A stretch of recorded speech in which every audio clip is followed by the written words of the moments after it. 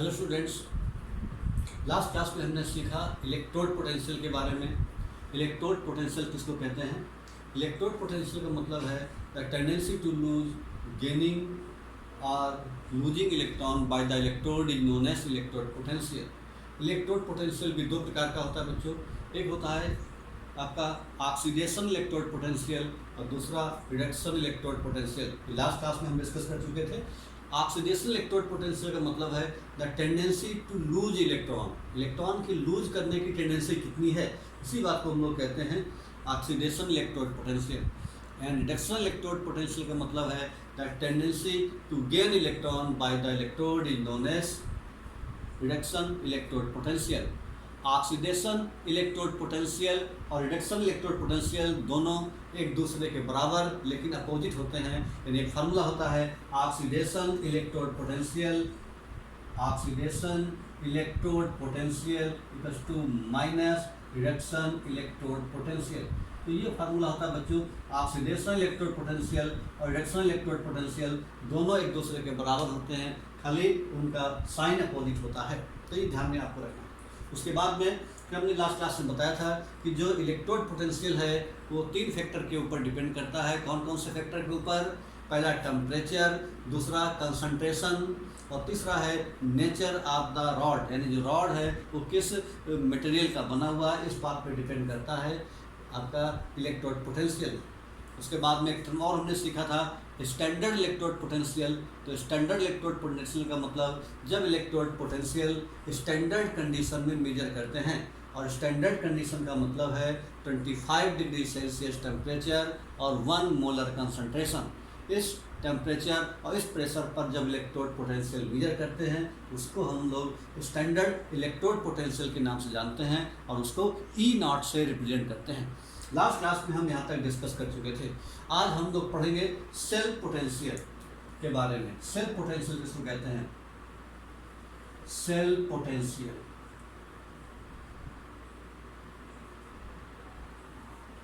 Self potential का मतलब है self potential the difference between the electrode potential of cathode and electrode. यानी जो दो अलग अलग हाफ सेल बने हैं, दोनों के इलेक्ट्रोड पोटेंशियल गैल्वेनिक सेल में अलग अलग होंगे, तो उन दोनों का जो डिफरेंस है उसी को हम लोग बोलते हैं सेल्फ पोटेंशियल। तो self potential is the self potential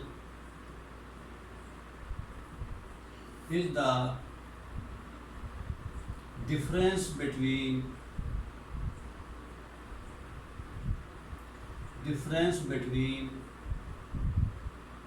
the cell potential is the difference between electrode potential of electrode difference between cell potential is the difference between electrode potential of cathode and anode, cathode and anode, cathode and anode. It is called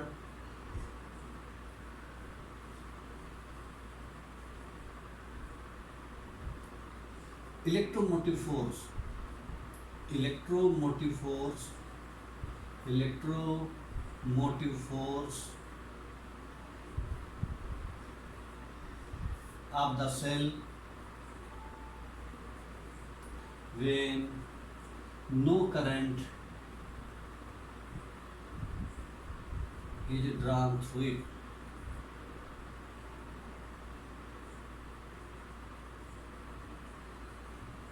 ये जो है cell potential. तो cell potential का मतलब है difference between electrode potential of cathode and anode. यानी जो cathode और एनोड है उसके बीच में जो आपका इलेक्ट्रोड पोटेंशियल है उसका जो डिफरेंस है उसी को हम लोग कहते हैं सेल पोटेंशियल या फिर इलेक्ट्रोमोटिव फोर्स के नाम से जानते हैं। जब उसमें सेल के अंदर करंट बहुत थोड़ी फ्लो हो रही हो या ना फ्लो हो रही हो तब उसको हम इलेक्ट्रोमोटिव फोर्स कहते हैं। तो सेल पोटेंशियल का जो फार्मूला है, सेल पोटेंशियल, इसको हम लोग रिप्रेजेंट करते हैं E से, और जो सेल पोटेंशियल है ये इसको यूनिट है वोल्ट। इसको हम लोग it is measure in volt, it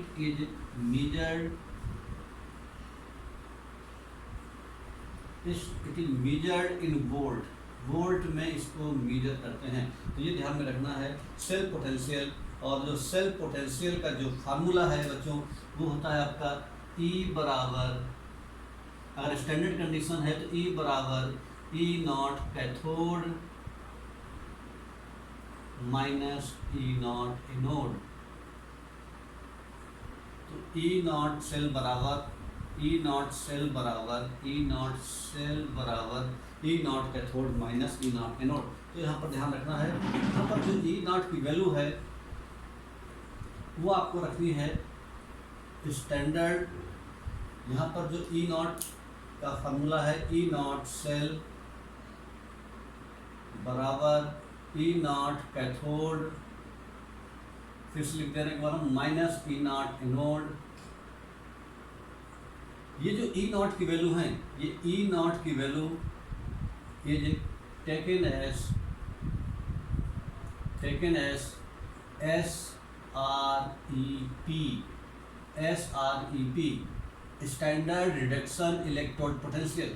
standard reduction electrode potential लेंगे, क्योंकि हमने क्या बोला स्टैंडर्ड शब्द, क्योंकि हमने नॉट लगाया हुआ है इसलिए स्टैंडर्ड शब्द आएगा। रिडक्शन इलेक्ट्रोड पोटेंशियल दो प्रकार का होता है, एक होता है ऑक्सीडेशन इलेक्ट्रोड पोटेंशियल, एक होता है रिडक्शन इलेक्ट्रोड पोटेंशियल। तो हमको रिडक्शन इलेक्ट्रोड पोटेंशियल के टर्म में वैल्यू यहाँ पर रखनी है, यानी जो E नॉट कैथोड की वैल्यू है वो भी हमको SREP में लेनी है, और जो E नॉट एनोड की वैल्यू है वो भी हमको SREP में लेनी है। तो standard reduction electrode potential full form है इसका SREP का मतलब है SREP का फुल फॉर्म है स्टैंडर्ड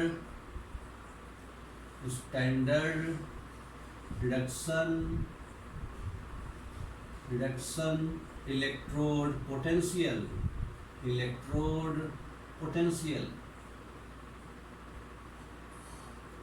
तो यहाँ पर SRP का मतलब है स्टैंडर्ड रिडक्शन इलेक्ट्रोड पोटेंशियल, यानी जो आपकी वैल्यू आपकी जो इलेक्ट्रोकेमिकल सीरीज दी है उसमें जो वैल्यू रखी गई हैं वो SREP में रखी गई हैं, यानी जो IPSC के अकॉर्डिंग वहाँ पर जो वैल्यू रखी गई हैं वो सारी SREP में रखी गई हैं। अगर हमको वैल्यू SOEP में बदलना है, SOEP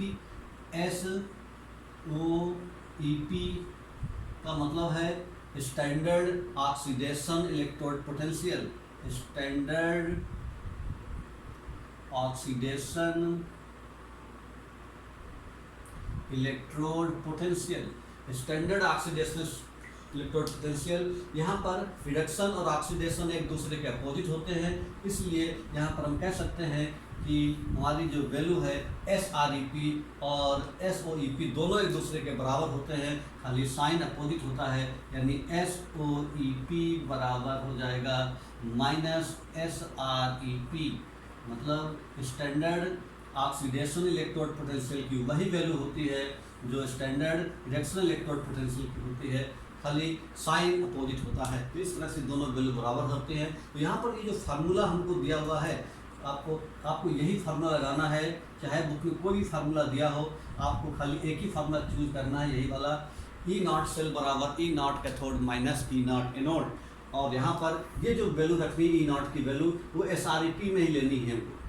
अगर क्वेश्चन में SOEP में वैल्यू दी हुई है तो क्या करेंगे, उसमें माइनस साइन लगा करके पहले SREP में बदल लेंगे, तब ये वैल्यू पुट करेंगे। ठीक है, तो इस तरीके से ये फार्मूला आपको बहुत अच्छी तरीके से याद रखना है। बहुत सारे न्यूमेरिकल में आपको E नॉट की जरूरत पड़ेगी, यानी सेल पोटेंशियल या इलेक्ट्रोमोटिव फोर्स निकालने के लिए कहा जाएगा, तो इस फार्मूले को हम अप्लाई करेंगे। अब देखिए एक तो सवाल हम करते हैं किस तरीके से इस फार्मूले पर बेस्ड सवाल बनते हैं। अभी हम एक सवाल बताते हैं आपको करके।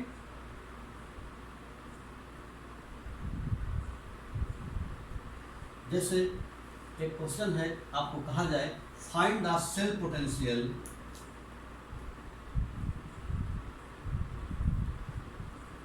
find the cell potential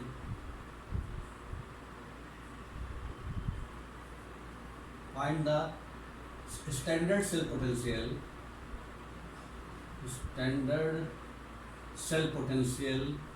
of the following cell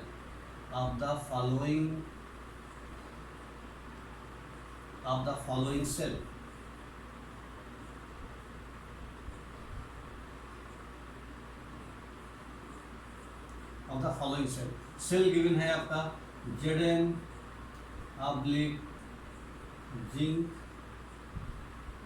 और आपका यहाँ पर कंसंट्रेशन दिया 1 मोलर, और यहाँ पर दिया Cu प्लस, यहाँ दिया हुआ 0.5 मोलर, और यहाँ पर दिया हुआ Cu, ये रिएक्ट सेल दिया हुआ, और E0 Zn plus oblique Zn, और E0 Cu plus oblique Cu, इसकी वैल्यू दे रखी है प्लस 0.34, और इसकी वैल्यू दे रखी है माइनस 0.76 वोल्ट में। मान लीजिए ये वैल्यू गिवन है, क्लियर, और हमको सेल पोटेंशियल की वैल्यू निकालनी है। तो यहाँ पर हमको स्टैंडर्ड सेल पोटेंशियल निकालना है, standard cell potential of the following cell. सबसे पहले जो सेल दिया हुआ है हमको, ये 2 लाइनें बनी हुई हैं, इनको बोलते हैं साल्ट ब्रिज। ये छोटी लाइन है, ये बताती है 2 डिफरेंट फेज हैं, ये सॉलिड स्टेट में है और ये सॉल्यूशन स्टेट में है, ये सॉल्यूशन है और ये सॉलिड स्टेट है। इसका मतलब ये है कि एक प्रकार का ये गैल्वेनिक सेल है। यहाँ पर ये एनोड है, जो लेफ्ट में लिखा जाता है उसको बोलते हैं एनोड, जो राइट में लिखा जाता है उसको बोलते हैं कैथोड। तो इस तरीके से हमारे पास 2 हाफ सेल दिए हुए हैं, एक पर ऑक्सीडेशन होता है, एक पर रिडक्शन, एक को हम कहते हैं एनोड और दूसरे को कहते हैं कैथोड। तो हमको निकालना है E0 cell, standard cell potential की वैल्यू निकालनी है। तो हमारे पास फार्मूला है E0 सेल बराबर E0 cathode minus E0 anode, तो कैथोड माइनस E0 एनोड। अब हमको 2 वैल्यू दी है कैथोड और एनोड की। अब हमको कैसे पता लगेगा कौन सा कैथोड है कौन सा एनोड है? तो सबसे पहले ये जो रिएक्शन है, इस रिएक्शन को लिख लेते हैं। जो आपको रिएक्शन दी हुई सेल वाली, तो हम एक प्रकार से सेल रिएक्शन लिख लेंगे। कैसे? यहाँ पर लिखेंगे जिंक चेंज हो रही जिंक में, तो जिंक चेंज हो रहा है जिंक में। तो जिंक चेंज कब होगा? जब ये 2 इलेक्ट्रॉन लूज करेगा। तो ये देखा हमने, इस तरह से ये रिएक्शन बनी। ऐसे ये रिएक्शन लिखेंगे तो Cu में चेंज हो रहा है। तो Cu में चेंज कब होगा? जब ये 2 इलेक्ट्रॉन गेन कर रहा हो। तो यहाँ पर देख रहे हैं ऑक्सीडेशन हो रहा है इस रिएक्शन में, नीचे वाले रिएक्शन में रिडक्शन हो रहा है, ऊपर वाले रिएक्शन में ऑक्सीडेशन और नीचे वाले रिएक्शन में रिडक्शन हो रहा है।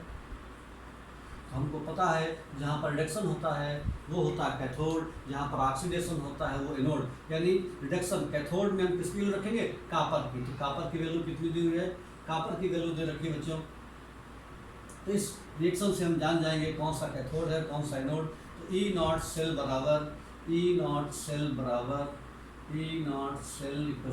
E0 कैथोड, कैथोड की वैल्यू है प्लस 0.34 वोल्ट माइनस, और E0 एनोड, एनोड कौन सा? जिंक वाला है, तो माइनस 0.76।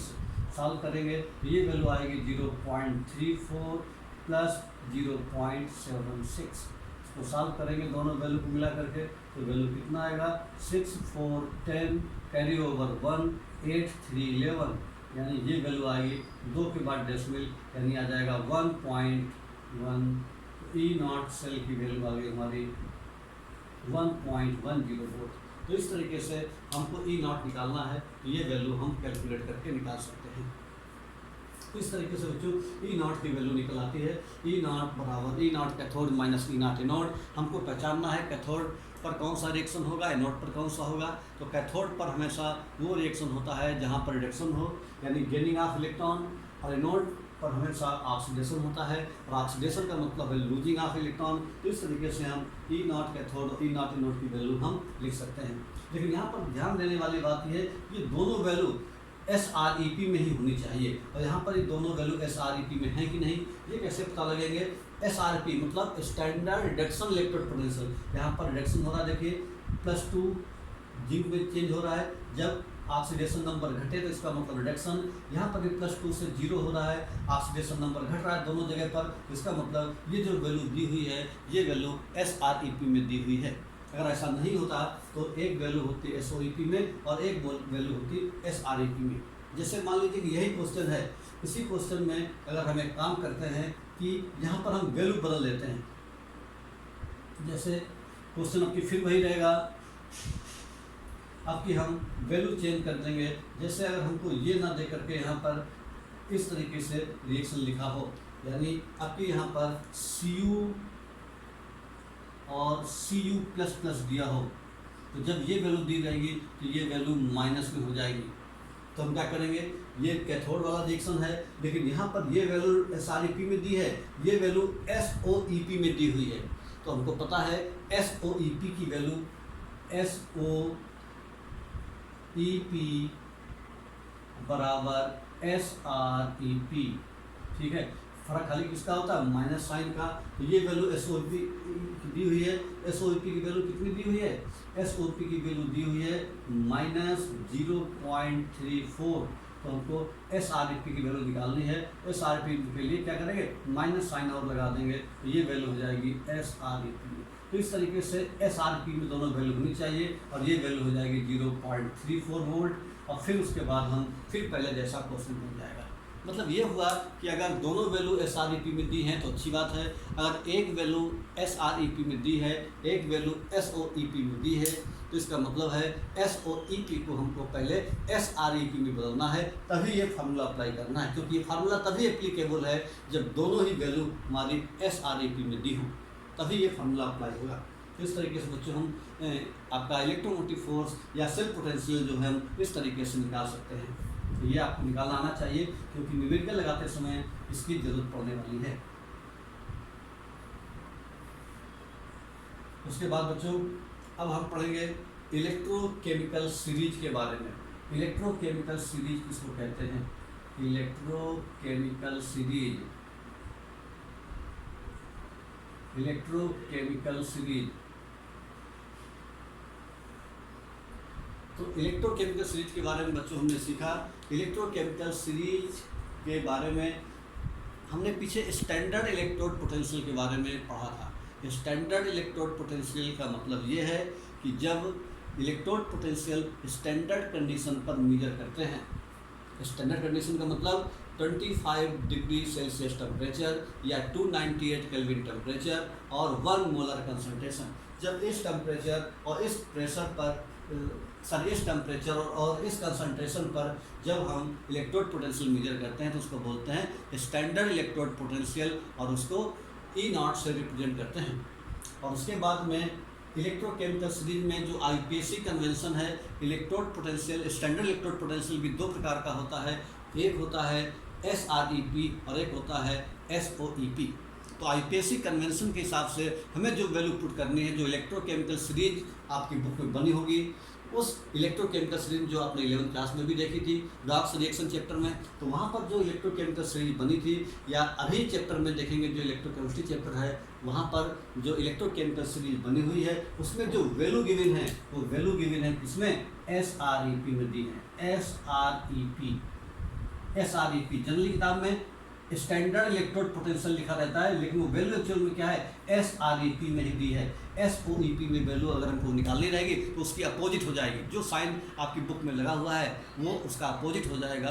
तो इस तरीके से हम क्या देखते हैं कि SREP और SOEP की वैल्यू दोनों अपोजिट होती है। जो इलेक्ट्रोकेमिकल सीरीज दिया है उसमें वैल्यू SREP में दी हुई है। तो इलेक्ट्रोकेमिकल सीरीज होती क्या है कि जब हम जो डिफरेंट एलिमेंट हैं उनके स्टैंडर्ड रिडक्शन इलेक्ट्रोड पोटेंशियल को डिक्रीजिंग या इंक्रीजिंग ऑर्डर में रखते हैं तो हमको एक सीरीज मिलती है। उसी सीरीज को हम लोग इलेक्ट्रोकेमिकल सीरीज के नाम से जानते हैं। फिर से ध्यान सुनिए, जब हम स्टैंडर्ड इलेक्ट्रोड पोटेंशियल, जो डिफरेंट एलिमेंट हैं उनके स्टैंडर्ड इलेक्ट्रोड पोटेंशियल को डिक्रीजिंग या इंक्रीजिंग ऑर्डर में रखते हैं तो उससे जो सीरीज मिलती है उसको बोलते हैं हम लोग इलेक्ट्रोकेमिकल सीरीज। उसकी डेफिनेशन है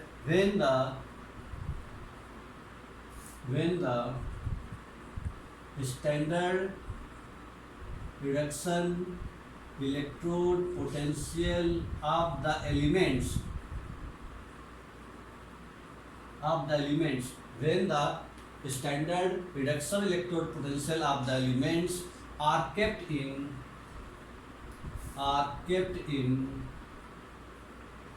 increasing or decreasing order,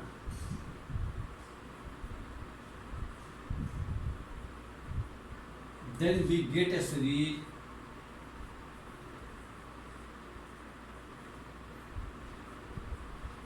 then we get a series are known as electrochemical series, are known as electrochemical series. इसको हम ECS भी कहते हैं शॉर्ट में, इलेक्ट्रोकेमिकल सीरीज। तो जो इलेक्ट्रोकेमिकल सीरीज है क्या है कि when the SREP of the elements are kept in increasing और decreasing order, then we get a series are known as electrochemical series. ऐसी सीरीज को हम लोग इलेक्ट्रोकेमिकल सीरीज के नाम से जानते हैं जब उनको हम डिक्रीजिंग या इंक्रीजिंग ऑर्डर में लिखें। तो ये इंक्रीजिंग या डिक्रीजिंग ऑर्डर में जो लिखने पर जो सीरीज हमको मिलती है उसको हम लोग इलेक्ट्रोकेमिकल सीरीज के नाम से जानते हैं। अब हमने यहाँ पर इंक्रीजिंग या डिक्रीजिंग अलग अलग बुकों में अलग अलग तरीके से लिखा रहता है। जैसे बहुत सारी बुकों में इंक्रीजिंग ऑर्डर में लिखा हुआ है। इंक्रीजिंग ऑर्डर का मतलब ये हुआ कि इसमें लिथियम सबसे ऊपर रहेगा और फ्लोरीन सबसे नीचे रहेगा।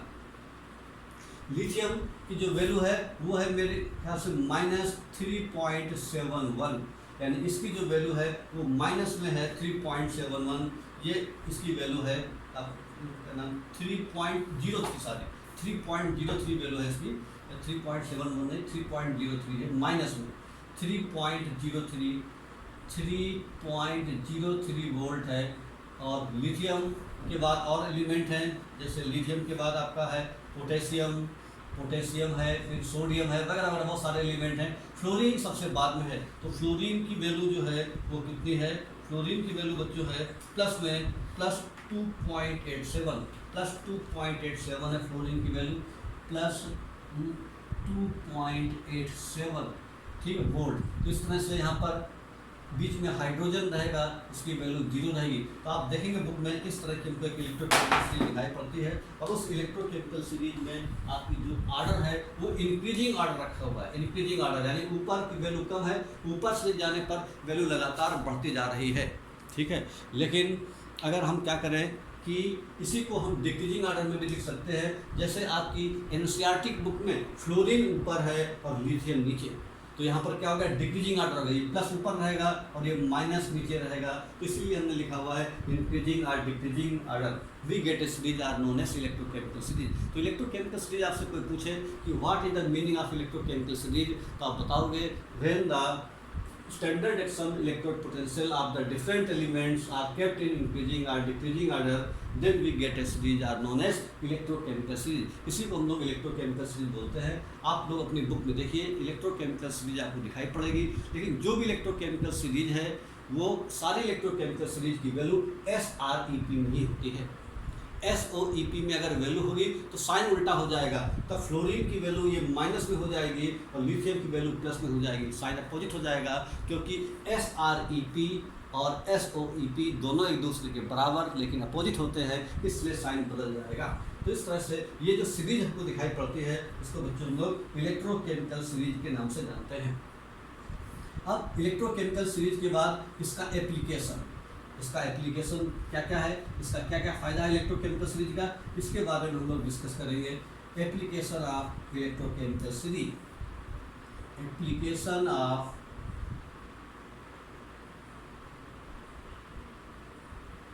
एप्लीकेशन ऑफ इलेक्ट्रोकेमिकल सीरीज, इसके क्या क्या एप्लीकेशन हैं। तो यहाँ पर हम लोग एक एक करके इसके एप्लीकेशन के बारे में डिस्कस करेंगे। तो पहला जो इसका एप्लीकेशन है वो क्या है कि ये है the metal which has low SREP, the metal which has low SREP value can replace other metal from its salt. मतलब क्या कहा गया इसमें, कहा गया the metal which has low SREP, यानी कोई भी मेटल है उसके SREP की वैल्यू कम है। द मेटल, तो पहला पॉइंट क्या है, द मेटल, जो मेटल है हमारी, the metal which has low value of SREP या SEP भी कह सकता है इसको, बुक में SEP लिखा रहता है, एक्चुअल पूरा SREP है। When the metals which has low SREP value can replace other metal, can replace can replace other metal from its salt. ये खास बात है कि अगर कोई मेटल है जिसकी SRP की वैल्यू कम है, इसका मतलब है कि वो दूसरे मेटल को रिप्लेस कर सकती है।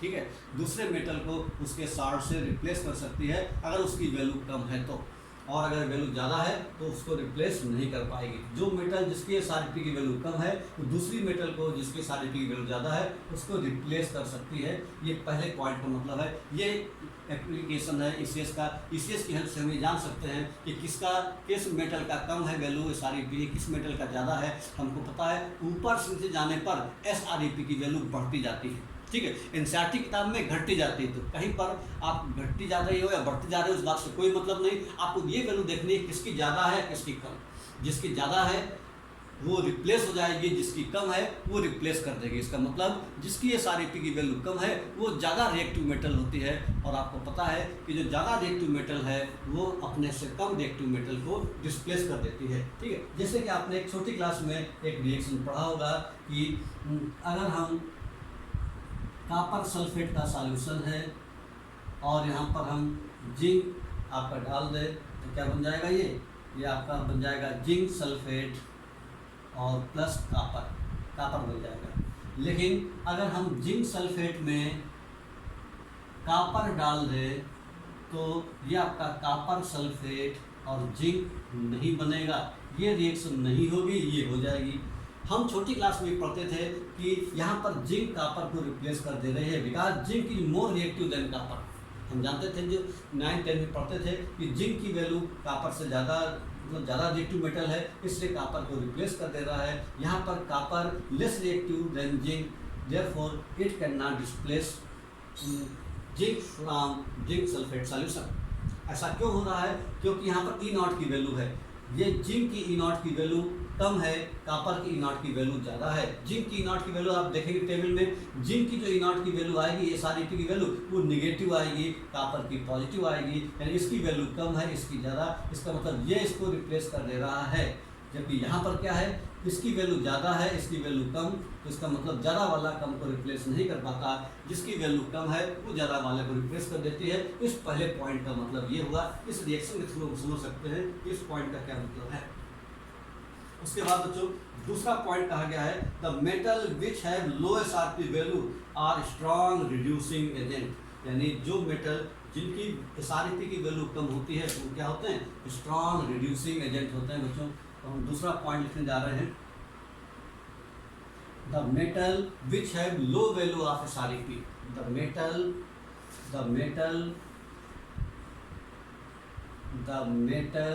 Which has low value of SRP, then they act as a strong reducing agent,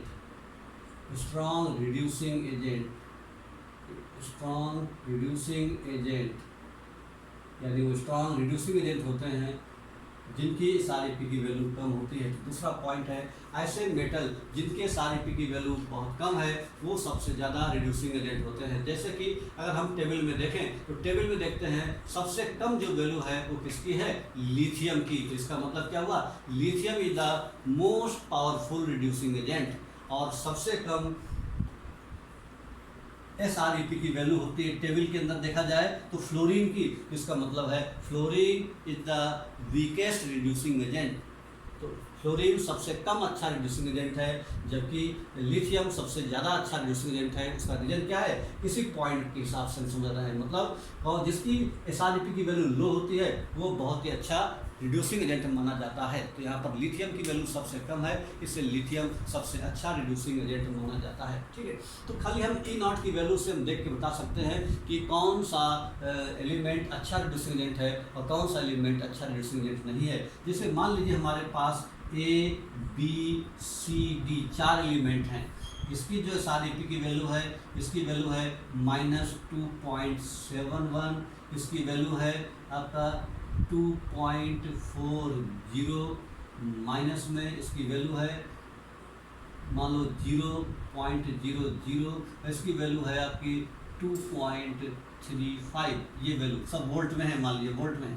तो यहाँ पर पूछा गया है कि बताइए सबसे अच्छा रिड्यूसिंग एजेंट कौन सा है। तो सबसे अच्छा रिड्यूसिंग एजेंट का मतलब जिसकी SREP की वैल्यू सबसे कम हो, सबसे अच्छा रिड्यूसिंग एजेंट ये है, उसके बाद में ये है, उसके बाद में ये है, उसके बाद में ये। तो इस तरीके से हम रिड्यूसिंग एजेंट का एक आर्डर लिख सकते हैं, डिक्रीजिंग आर्डर या इंक्रीजिंग आर्डर, या ऑक्सीडाइजिंग एजेंट का इंक्रीजिंग आर्डर या डिक्रीजिंग आर्डर लिख सकते हैं। तो सबसे ज़्यादा ऑक्सीडाइजिंग एजेंट कौन सा है, ये। सबसे कम ऑक्सीडाइजिंग एजेंट कौन सा है, ये। सबसे ज़्यादा रिड्यूसिंग एजेंट कौन सा है, ये। तो आपको ध्यान में रखना है जिसकी SREP की वैल्यू सबसे कम है वो सबसे अच्छा रिड्यूसिंग एजेंट होता है। तो दूसरा पॉइंट का मतलब ये है कि हम ABCD की जो पावर है उसको हम P0 की वैल्यू के हिसाब से जान सकते हैं। तो दूसरा पॉइंट में ये बात कही गई है। तीसरा पॉइंट कहा गया है कि the metal which has low SREP is more electropositive. The metal which has low SREP, the metal which has low SREP, the metal which has low SREP are more electropositive, ये electropositive होते हैं।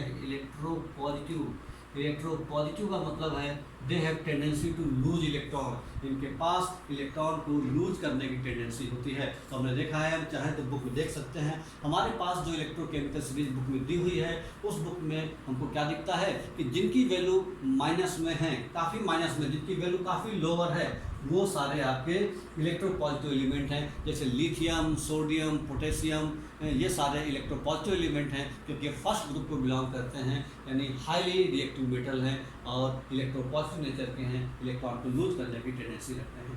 तो इस point का मतलब ये है। उसके बाद में ये कहा गया है कि अगर इसी में SREP की वैल्यू अगर 2 वोल्ट या 2 वोल्ट से कम है तो स्ट्रॉन्ग इलेक्ट्रोपॉजिटिव होते हैं। ठीक है, इसमें भी अगर हम SREP की वैल्यू देखें, SREP की वैल्यू देखें, अगर ये वैल्यू हमारी इक्वल टू आर 2 वोल्ट, इससे कम है या इसके बराबर है तो ये स्ट्रॉन्ग स्ट्रांगली इलेक्ट्रोपॉजिटिव कहे जाते हैं। स्ट्रांगली इलेक्ट्रोपॉजिटिव कहे जाते हैं, पॉजिटिव कहे जाते हैं। अगर इनकी वैल्यू काफ़ी कम है यानी 2 या 2 से कम है तो ये हाईली इलेक्ट्रोपॉजिटिव एलिमेंट कहे जाते हैं। उसके बाद में अगला पॉइंट है इसी में कि अगर उन एलिमेंट की वैल्यू 0 से और -2 के बीच में, यहाँ पर -2 है, ध्यान रखिएगा -2 है, -2।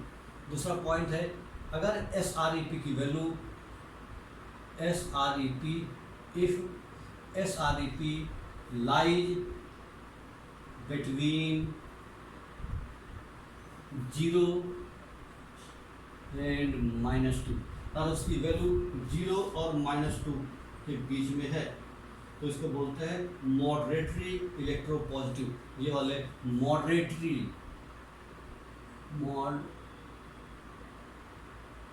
इलेक्ट्रोपॉजिटिव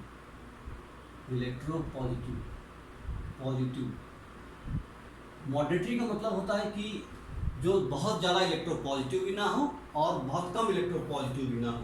ठीक है, जैसे इनके एग्जाम्पल है aluminium, zinc, iron, aluminium, zinc, iron, निकल वगैरह वगैरह, ये सब इनके एग्जाम्पल हैं।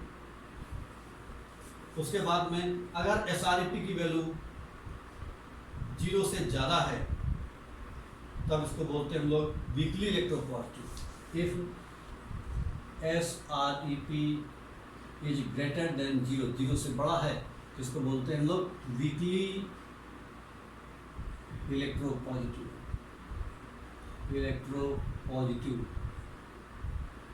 वीकली इलेक्ट्रोपॉजिटिव एलिमेंट कहे जाते हैं। इलेक्ट्रोपॉजिटिव हैं लेकिन ये बहुत ही वीक इलेक्ट्रोपॉजिटिव हैं, जैसे कॉपर, सिल्वर और मर्क्यूरी, ये आपके वीक इलेक्ट्रोपॉजिटिव है।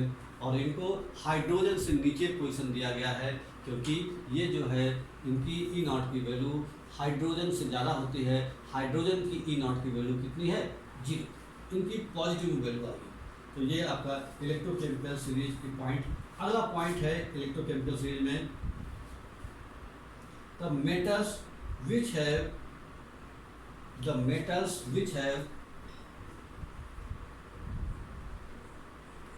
the metals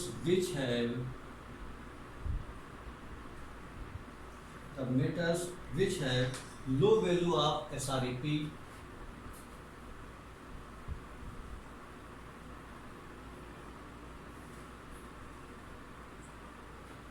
the metals which have low SREP,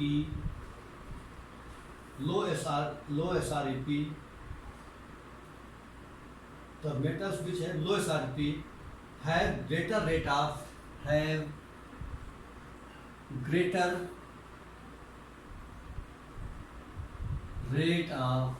corrosion। इनका कोरोजन ज़्यादा होता है, मतलब जिसकी जितनी कम वैल्यू SREP की उसका रेट ऑफ कोरोजन उतना ही ज़्यादा होगा। इस बात को आपको ध्यान में रखना है। उसके बाद में अगला पॉइंट है, the metals which have low SREP are highly reactive. The metals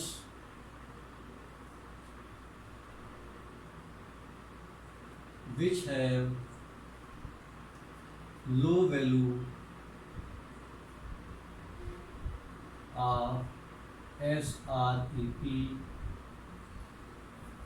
are highly reactive।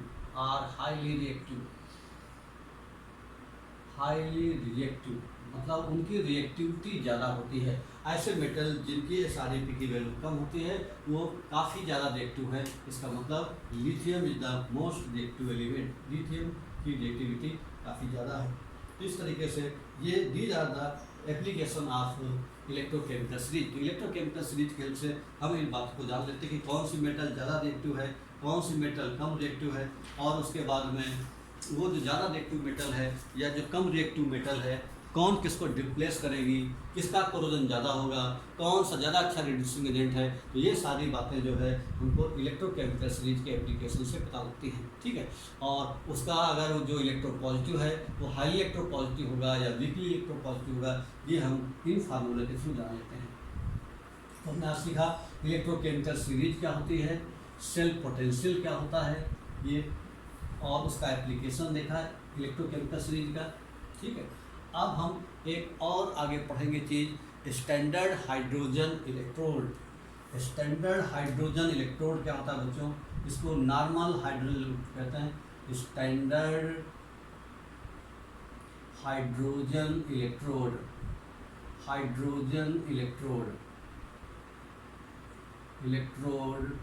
इसी को कहते हैं SHE। ये है क्या चीज़? स्टैंडर्ड हाइड्रोजन इलेक्ट्रोड क्या है और इसका क्या ज़रूरत होती है, और ये हम क्यों मतलब इसको पढ़ रहे हैं। तो स्टैंडर्ड हाइड्रोजन इलेक्ट्रोड ये एक प्रकार का ऐसा इलेक्ट्रोड है जिसकी हेल्प से हम किसी दूसरे अकेले इलेक्ट्रोड का हम इलेक्ट्रोड पोटेंशियल निकाल पाते हैं। जैसे कि मान लीजिए कि हमको पता है कि दो हाफ सेल हैं, गैल्वेनिक सेल दो सेल का कॉम्बिनेशन है, एक हाफ सेल इधर रहता है, एक हाफ सेल इधर, दोनों को हम साल्ट ब्रिज से जोड़ देते हैं। जैसा कि हमने स्क्रीन डायग्राम बना के दिखाया कि दो हाफ सेल अलग अलग हैं, दोनों को साल्ट ब्रिज के थ्रू जोड़ दिया जाता है, ठीक। तो इसका मतलब ये है कि अगर इनका हमको सेल पोटेंशियल निकालना है तो दोनों का डिफरेंस निकाल लेते हैं, इलेक्ट्रोड पोटेंशियल का डिफरेंस, यानी E0 सेल बराबर E कैथोड माइनस E0 लगा देते हैं। लेकिन अगर खाली कोई अकेला सेल हो तो उसका इलेक्ट्रोड पोटेंशियल हम नहीं निकाल सकते। यानी हमको इलेक्ट्रोड पोटेंशियल, अगर हमको सेल पोटेंशियल निकालना है तो हमें कम से कम दो इलेक्ट्रोड देने पड़ेंगे, एक कैथोड और एक एनोड। अगर खाली एक ही इलेक्ट्रोड है और उसका इलेक्ट्रोड पोटेंशियल निकालना हो तो हम नहीं निकाल सकते। तो इसके लिए हम क्या करते हैं, हमको एक प्रकार के दूसरे सेल की जरूरत पड़ती है, एक दूसरे इलेक्ट्रोड की जरूरत पड़ती है, जिसको हम लोग बोलते हैं स्टैंडर्ड हाइड्रोजन इलेक्ट्रोड या नॉर्मल हाइड्रोजन इलेक्ट्रोड भी कहते हैं। तो इस इलेक्ट्रोड की हेल्प से हम क्या करते हैं, एक दूसरे ऐसे इलेक्ट्रोड जो कि अकेला है, जो अकेला हाफ सेल है, उसका हमको इलेक्ट्रोड निकालना है, तो उसको हम इसके साथ ज्वाइन कर देते हैं शॉर्ट ब्रिज के थ्रू, और फिर हम उसका इलेक्ट्रोड पोटेंशियल निकाल सकते हैं। ठीक है, तो क्या होता है ये, सबसे पहले स्टैंडर्ड हाइड्रोजन इलेक्ट्रोड के बारे में पहले इसका कंस्ट्रक्शन जान लेते हैं, फिर कैसे जोड़ते हैं ये बताते हैं। ये आपका स्टैंडर्ड हाइड्रोजन इलेक्ट्रोड क्या रहता है, एक प्रकार का ये इस तरह से वेसल है, ये इस वेसल, ये वेसल बना हुआ है, और इसमें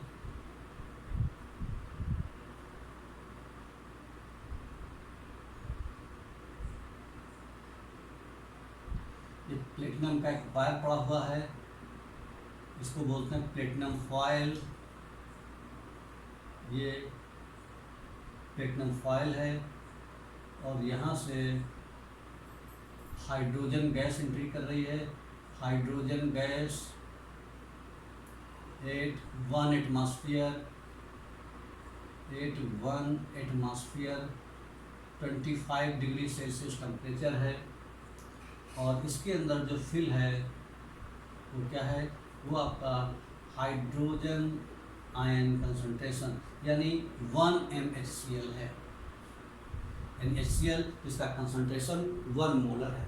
ठीक है, और ये हाइड्रोजन गैस है, ये प्लेटिनम वायर है, प्लेटिनम वायर, और ये है आपका platinum foil, platinum foil coated with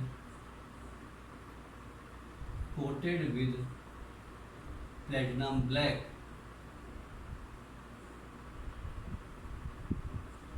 coated with platinum black. इस तरीके से ये आपका सेल है, इसी को बोलते हैं हम लोग स्टैंडर्ड हाइड्रोजन इलेक्ट्रोड। ठीक है, ये स्टैंडर्ड हाइड्रोजन इलेक्ट्रोड है, यहाँ पर क्या है कि HCl है, और ये हाइड्रोजन गैस है यहाँ पर। ठीक है, जो प्लेटिनम है वो इनर्ट इलेक्ट्रोड है, यहाँ पर जो प्लेटिनम फॉयल है ये कैसा है, inert electrode, inert electrode. Inert electrode बच्चों क्या होता है, एक होता है एक्टिव इलेक्ट्रोड, एक होता है इनर्ट इलेक्ट्रोड, एक होता है एक्टिव इलेक्ट्रोड।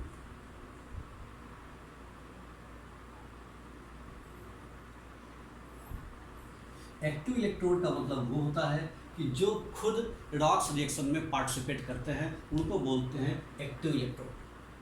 मतलब खुद, यानी खुद वो ऑक्सीडाइज होते हैं या रिड्यूस होते हैं। जैसे गैल्वेनिक सेल देखा हमने, वहाँ पर हमने क्या देखा कि अगर हम एक तरफ हम जिंक ले लें और एक तरफ सेल में हम हाफ सेल में कॉपर ले लें तो क्या होता है, जिंक ऑक्सीडाइज होता था, जिंक पर ऑक्सीडेशन होगा ये इस तरीके से, और कॉपर पर रिडक्शन हो जाएगा, यानी Cu++ क्या करेगा, 2 इलेक्ट्रॉन गेन करके कॉपर बना लेगा। तो ये जो जिंक इलेक्ट्रोड है या जो कॉपर इलेक्ट्रोड है ये एक्टिव इलेक्ट्रोड कहा जाता है, यानी खुद ये आपका रिडॉक्स रिएक्शन में पार्टिसिपेट करते हैं, खुद उनका ऑक्सीडेशन होता है और खुद उनका रिडक्शन होता है। ऐसे इलेक्ट्रोड को एक्टिव इलेक्ट्रोड के नाम से जानते हैं। लेकिन जो इनर्ट इलेक्ट्रोड हैं वो खुद रिडॉक्स रिएक्शन में पार्टिसिपेट नहीं करते, बल्कि क्या करते हैं, उनके लिए एक प्लेटफॉर्म प्रोवाइड करते हैं, उनको बोलते हैं इनर्ट इलेक्ट्रोड। तो इनर्ट इलेक्ट्रोड क्या होते हैं, जो खुद रिडॉक्स रिएक्शन में पार्टिसिपेट ना करें, बल्कि जो सब्सटेंस ऑक्सीडाइज हो रहे हैं या रिड्यूस हो रहे हैं उनके लिए एक प्लेटफॉर्म प्रोवाइड करें। ऐसे इलेक्ट्रोड को इनर्ट इलेक्ट्रोड कहा जाता है। जैसे प्लेटिनम का इलेक्ट्रोड, गोल्ड का इलेक्ट्रोड, इस तरह के जो इलेक्ट्रोड हैं इनको इनर्ट इलेक्ट्रोड के नाम से जाना जाता है। तो यहाँ पर जो प्लेटिनम इनर्ट इलेक्ट्रोड है, अब यहाँ पर क्या होगा, रिएक्शन होगा। रिएक्शन कैसा होगा, यानी या तो हाइड्रोजन जो गैस है ये आपका क्या करेगा, चेंज हो जाएगा H+ में, इस तरह से H+ में चेंज हो जाएगा, यानी हाफ H2 और एक इलेक्ट्रॉन को लूज करेगी, ये बन गया। या फिर ऐसा भी हो सकता है कि H+ क्या करे, इलेक्ट्रॉन को गेन कर ले और ये आपका हाफ H2 बना ले, इस तरह से। तो ये रिएक्शन होगी या ये रिएक्शन होगी। तो ऐसे ही इलेक्ट्रोड को हम लोग क्या कहते हैं, स्टैंडर्ड हाइड्रोजन इलेक्ट्रोड के नाम से जाना जाता है। इसको रिप्रेजेंट करना है तो इसको रिप्रेजेंट ऐसे कर देते हैं, प्लेटिनम है और ये आपका हाइड्रोजन हाइड्रोजन, इसको ऐसे रिप्रेजेंट करते हैं हाइड्रोजन, और ये आपका है H+। इस तरीके से आपका ये बना हुआ है। तो इस तरीके से हम क्या देख रहे हैं कि ये आपका हाइड्रोजन गैस है, इसका 1 एटमॉस्फेयर है प्रेशर, 1 एटमॉस्फेयर यहाँ लिखा है 1 एटमॉस्फेयर, 1 एटमॉस्फेयर, और जो H+ है ये इसका कंसंट्रेशन 1 मोलर है। तो ये लिख सकते हैं इसको इस तरीके से, ठीक है। या अगर ये वाला लिखना चाहेंगे तो ऐसे लिख सकते हैं कि H+ जो है इसका कंसंट्रेशन 1 m है, और ये चेंज हो रहा है आपका H2 में, ठीक है, हाफ H2 यहाँ पर लिख सकते हैं हम लोग, हाफ H2, और ये आपका 1 एटमॉस्फेयर, और यहाँ पर प्लेटिनम इलेक्ट्रोड है। तो यहाँ पर क्या देख रहे हैं कि जो प्लेटिनम है, प्लेटिनम कहीं पर पार्टिसिपेट नहीं कर रहा है, ऑक्सीडेशन या रिडक्शन केवल हाइड्रोजन का हो रहा है, हाइड्रोजन ही ऑक्सीडाइज हो रही है, हाइड्रोजन ही रिड्यूस हो रही है, प्लेटिनम इसमें पार्टिसिपेट नहीं कर रहा है। इसलिए इस प्रकार के इलेक्ट्रोड को हम लोग क्या कहते हैं, इनर्ट इलेक्ट्रोड के नाम से जानते हैं। और जो स्टैंडर्ड हाइड्रोजन जो इलेक्ट्रोड है उसका जो E0 की वैल्यू है वो हमेशा 0 मेजर की जाती है, चाहे वो ऑक्सीडेशन हो चाहे वो रिडक्शन हो, यानी दोनों की वैल्यू इसकी कितनी होती है, 0.00 वोल्ट मानी जाती है।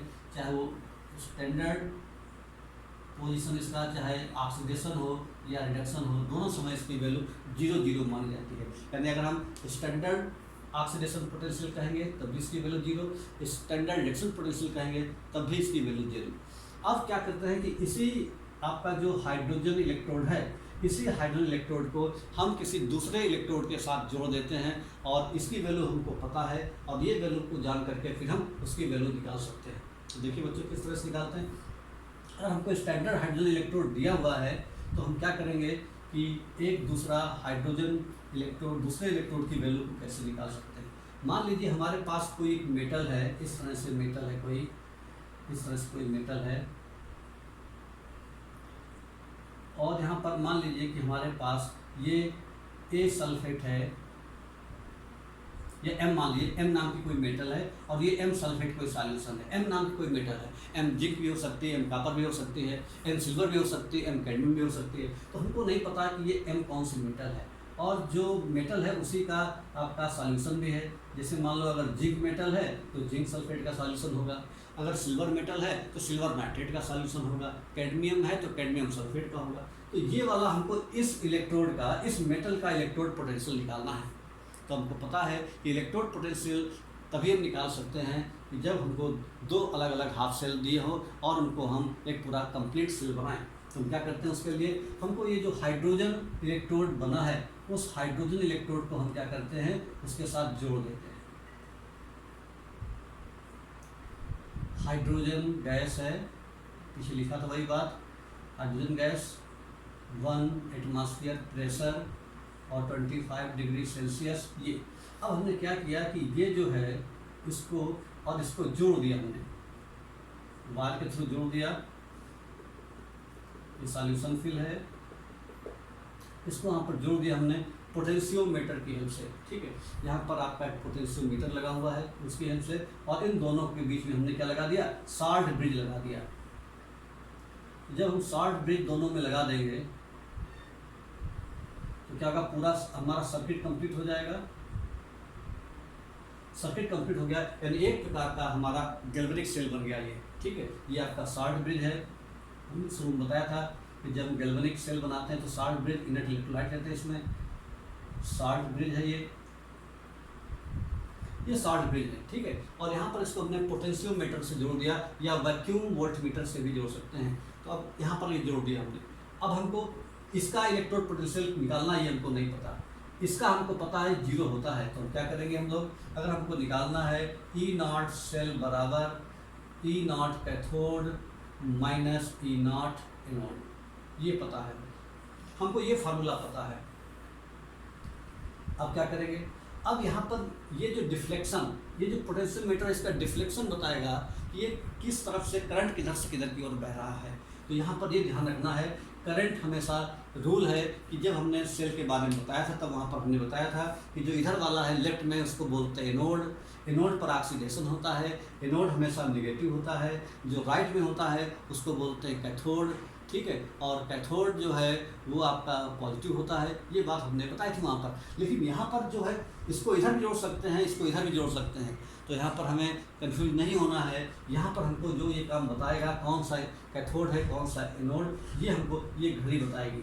जैसे मान लीजिए कि हमारा इधर से इधर की ओर घड़ी की सुई बता रही है, तो इसका मतलब ये हुआ कि करंट इधर से इधर की ओर फ्लो हो रहा है। और आपको पता है पीछे जब आपने गैल्वेनिक सेल के बारे में बताया था तो वहाँ पर हमने एक बात बताई थी कि इलेक्ट्रॉन हमेशा एनोड से कैथोड की ओर फ्लो होते हैं और करंट हमेशा इसके अपोजिट डायरेक्शन में फ्लो होती है, कैथोड से एनोड की ओर। तो अगर घड़ी की सुई ये बता रही है तो इसका मतलब करंट इधर से इधर की ओर फ्लो हो रही है। तो अगर करंट इधर से इधर फ्लो हो रही है तो ये कैथोड हो गया और ये एनोड हो गया। और अगर घड़ी की सुई ऐसे बता दे, ये रीडिंग बता दे, तो इसका मतलब है करंट का डायरेक्शन इधर से इधर की ओर है, यानी करंट का डायरेक्शन इधर से इधर की ओर है और करंट का डायरेक्शन इधर की ओर है। इसका मतलब तब ये कैथोड हो गया, ये एनोड हो गया। मतलब ये जो घड़ी की सुई है ये हमको बताएगी कि कौन सा कैथोड है और कौन सा एनोड। कैसे बताएगी? अपने डायरेक्शन के थ्रू। अगर डायरेक्शन इधर की ओर है तो करंट इधर से इधर की ओर फ्लो हो रहा है। करंट जिधर फ्लो होता है इलेक्ट्रॉन उसके अपोजिट डायरेक्शन में फ्लो होते हैं। करंट हमेशा कैथोड से एनोड की ओर फ्लो होता है, इलेक्ट्रॉन हमेशा एनोड से कैथोड की ओर फ्लो होते हैं। घड़ी की रीडिंग बता रहे हैं कि इधर की ओर जा रहा है, इसका मतलब करंट फ्लो हो रहा है इधर से इधर, तो ये कैथोड हो गया, ये एनोड हो गया। तो अब ये कैथोड हो गया, ये एनोड हो गया और इसकी वैल्यू यहाँ पर कुछ निकल करके आ जाएगी। इसकी वैल्यू जो निकल के आ जाएगी यहाँ पर पोटेंशियोमीटर से, मान लीजिए जो ई नॉट की सेल की वैल्यू है वो हमारी मान लो आ गई, सपोज करिए -0.76, सपोज करो इतनी वैल्यू आ गई। ठीक है, कुछ ना कुछ वैल्यू निकलेगी, वो हम जब एक्सपेरिमेंट करेंगे तब जान पाएंगे। ठीक है, तो यहाँ पर मान लीजिए इतनी वैल्यू आ गई equals to E not cathode minus E not anode. Cathode कौन सा है? ये वाला है, क्योंकि इधर से करंट फ्लो हो रहा है, ये घड़ी बता रहा है। तो इधर से करंट फ्लो हो रहा है तो इसका मतलब ये हुआ कि ये वाला कैथोड हो गया। और ये हमारा क्या है? स्टैंडर्ड हाइड्रोजन इलेक्ट्रोड है। इसकी वैल्यू हमको पता है कितनी होती है? 0। ठीक है, 0.00 माइनस ये वाला हमको क्या है? ये जो मेटर है वो एनोड है, इसका हमको निकालना है। तो क्या हो जाएगा? -0.76 बराबर -EA, माइनस से माइनस कैंसिल हो गया। तो जो आपका एनोड है उसका आपका 0.76 वोल्ट निकला है, जो कि पहले पॉसिबल नहीं था। एक अकेला इलेक्ट्रोड, उसका इलेक्ट्रोड पोटेंशियल हम नहीं निकाल पाते थे, लेकिन अब हमने क्या किया कि एक अकेला जो इलेक्ट्रोड था, यानी एक हाफ सेल जो अलग से दिया था जिसका इलेक्ट्रोड पोटेंशियल निकालना पॉसिबल नहीं था, उसको हमने क्या किया? उसको हमने हाइड्रोजन इलेक्ट्रोड के साथ जोड़ दिया शार्ट ब्रिज के थ्रू, तब ये पूरा कंप्लीट सेल बन गया। और यहाँ पर पोटेंशियोमीटर लगा करके हमने क्या किया कि वो जो अकेला इलेक्ट्रोड था उसका हमने इलेक्ट्रोड पोटेंशियल कैलकुलेट कर लिया। ठीक है बच्चों, तो आज की क्लास में इतना रखते हैं, फिर अगली क्लास में हम बताएंगे नर्स्ट इक्वेशन और उस पर बेस्ड क्वेश्चन। Thank you.